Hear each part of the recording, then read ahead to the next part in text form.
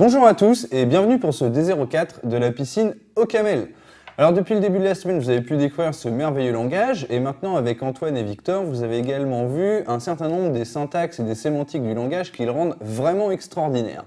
Alors, moi j'ai vraiment une préférence pour ce langage par rapport aux autres parce que je trouve que c'est un langage qui nous permet de vraiment exprimer son OCD. Quand on a des TOC, troubles obsessifs compulsionnels là, où on aime bien ranger tout dans des cases et puis avoir des trucs bien propres, bien droits, tout compter proprement, on se rend compte que le langage il nous aide quand même là-dedans, il nous complaît dans nos TOC.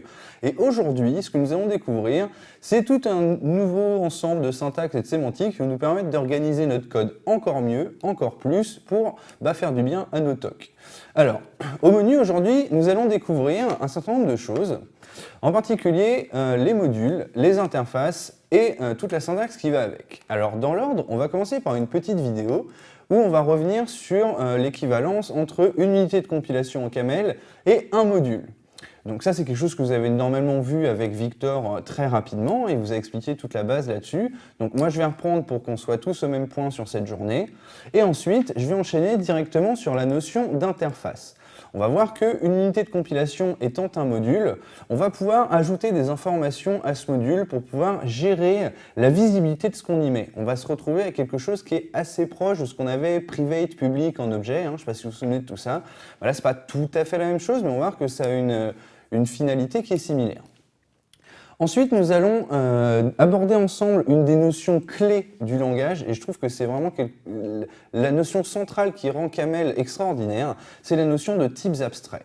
On verra ensemble le détail, mais juste pour vous teaser un petit peu, sachez qu'il va nous être possible de déclarer des types et de les exposer à l'utilisateur, mais sans dire comment sont définis ces types, ce qui va forcer l'utilisateur à utiliser des fonctions de note crue pour manipuler le type. C'est très logique, c'est très élégant, et on en retrouve partout. Ensuite, nous allons entrer sur une séquence de 3 vidéos où on va découvrir ce qu'on appelle le langage de modules. On va voir qu'il est possible de sous-diviser des unités de compilation, donc des modules, en sous-modules, et pour cela, le langage nous propose toute une nouvelle syntaxe qui va nous permettre de faire des choses très propres, très découpées, et comme j'ai dit, de pouvoir soulager notre CD.